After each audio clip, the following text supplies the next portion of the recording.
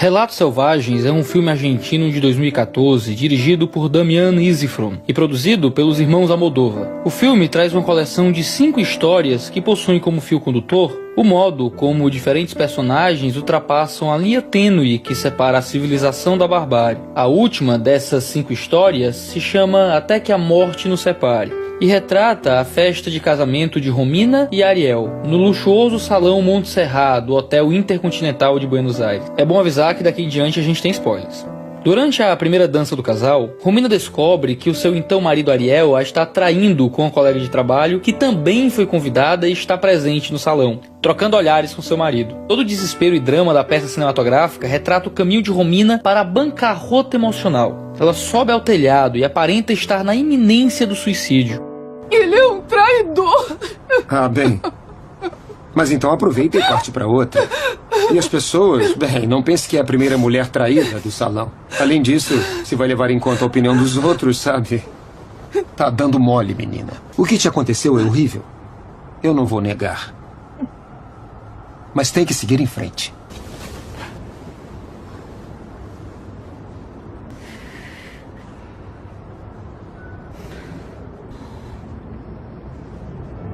Ela percebe então que não é a sua vida que tinha que acabar, mas a do outro. É com o cozinheiro que a consola que ela inicia a sua vingança, tendo relações com ele no telhado do hotel. Encontrada durante o ato pelo próprio marido, ela faz ameaças de nunca se divorciar, mas concedê-lo uma vida de tormento e miséria moral. Quando a sua morte nos separar, diz a Romina, eu vou ficar com tudo o que é seu. Ariel entra em colapso emocional e vomita em desespero. De volta à festa, então começa um verdadeiro show de horrores. Totalmente fora de controle, Romina inicia uma sequência de insanidades e humilhações. Lança-se junto da amante de Ariel em um espelho, saindo ambas ensanguentadas. Humilha o marido, esbofeteia a própria sogra, com um vestido já manchado de sangue, descabelada e fora de controle. Ela tenta continuar a festa, na pior bancarrota moral em que uma festa de casamento, que seria a contemplação máxima daquilo que deveria representar a união de um casal e uma aliança de amor, poderia chegar.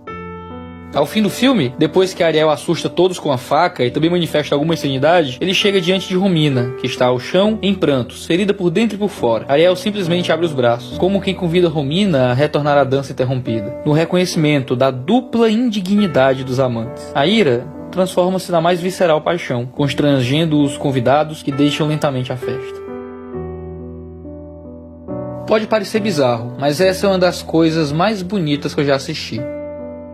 Claro que, por definição, o relato cinematográfico tem suas limitações e está sempre recheado de percepções matrimoniais pagãs e de práticas muito desaconselháveis, mas certamente é a mais cruenta e visceral ilustração possível para o modo como a doutrina bíblica da depravação total afeta a nossa compreensão do casamento. Ao conhecer a falha moral do marido, Romina encontra indignação e sofrimento, promete vingança e de fato se vinga. Se vinga com tamanha eficácia e urgência que acaba se encontrando também no mais profundo caos moral, aludindo à máxima de Nietzsche, que se você olhar longamente para um abismo, o abismo também olha para dentro de você. E que aquele que luta com monstros deve acautelar-se para não tornar-se também um monstro. Ao olhar para o abismo a olhou de volta. Ao satisfazer os próprios desejos ao ponto de se tornar pior que o marido, ela entendeu que merecia o cônjuge que tinha. E volta, então, para a dança. A mesma dança que lhe revelou a traição. Foi no fundo do poço ético, moral e relacional que ambos se encontraram no mesmo mar de indecência. Foi quando eles se perceberam juntos no mesmo lamaçal e se deram conta que nunca foram tão unidos e feitos um para o outro do que agora. A história de Ariel e Romina lembra muito o filme Sunrise, traduzido ao português como Aurora, um filme mudo de 1927, dirigido por Friedrich Monod, que conta a história de um fazendeiro que só passa a amar verdadeiramente a esposa depois de planejar matá-la para fugir com uma amante. Eu não tô dizendo que o pecado vai fazer bem pro seu casamento, eu não tô dizendo que a melhor maneira de lidar com os erros da esposa é participar dos pecados dela. O que eu quero dizer é que percebermos os nossos pecados e a gravidade do mal que há dentro de nós nos ajuda a lidar melhor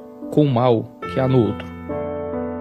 No livro Quando Pecadores Dizem Sim, do Dave Harvey, nós aprendemos sobre como a autocompreensão de nossa pecaminosidade nos ajuda a ter casamentos mais felizes. Muitas vezes, nossos casamentos vão mal porque nós somos muito convencidos de nossa superioridade. Nós geralmente somos muito coniventes com os nossos erros. Os erros do outro é que são insuportáveis. Quando percebemos que somos pecadores, que somos falhos, que somos talvez piores, é que nós nos tornamos pessoas mais amorosas, mais misericordiosas e mais entregues à paciência paciência e ao cuidado com o outro. Segundo a teologia cristã, como é muito bem registrado por Paulo em Romanos 3, não há um justo, nenhum sequer. Não há ninguém que entenda, não há ninguém que busque a Deus.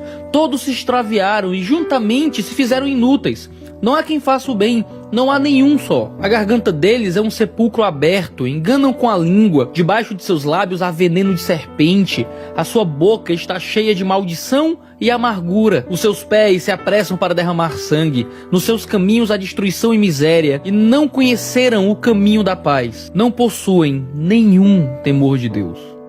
A situação do ser humano é caótica. Somos definidos em termos muito deploráveis. E essas descrições devem afetar o modo como nós compreendemos os nossos relacionamentos. Entender o tamanho do nosso pecado mostra que o casamento não é um episódio de ursinhos carinhosos. As coisas podem ficar feias. E muitas vezes vão ficar. É muito conhecida a frase de Jean-Paul Sartre, proferida pela boca de seu personagem Garçon, na peça Rouclaw, de 1944, de que o inferno são os outros. Essa frase representa o apogeu de uma sequência de acontecimentos que se inicia com a chegada de Garçon ao inferno, onde questiona pelas estacas, grelhas e outros elementos de tortura. No entanto, nada lhe é apresentado. Ele é posto em um quarto fechado, que dá nome à peça, sem janelas ou espelhos, na companhia de duas mulheres, Estelle e Inês. Confinados numa sala, os três são obrigados a se ver através dos olhos dos outros. Inês tenta seduzir Estelle, que se interessa por Garçon. Irada, Inês tenta jogar um contra o outro. À medida que a convivência se manifesta na tortura, Estelle tenta matar Inês, que já morta, apenas ri da ironia. Garçon tenta se vingar beijando Estelle diante de Inês, que berra os pecados de Garçon. Expostos em suas falhas, os três acabam chegando à conclusão formulada finalmente pelo Garçon. O enxofre, a fogueira, a grelha, que brincadeira, nada de grelha. O inferno são os outros. O que Garçon percebe é que há no ser humano pecado bastante para a destruição de todo e qualquer relacionamento. Podemos levar as chamas mais flamejantes do inferno dentro de nós e queimar a vida de quem nos rodeia. A personagem de Sartre não parece se excluir da tenebrosa asseveração. Ele parece entender que ele é o inferno de alguém. Por causa do pecado, outros podem ser nosso inferno, assim como nós podemos ser o inferno dos outros. As crises que tomam conta dos relacionamentos muitas vezes estão relacionadas a expectativas que ignoram a realidade do pecado dentro de cada um de nós. Ainda aceitamos o ranço cultural de que nossos casamentos e namoros serão um conto da Disney, onde viveremos felizes para sempre. Imaginamos que namoros e casamentos são um caminho para o céu,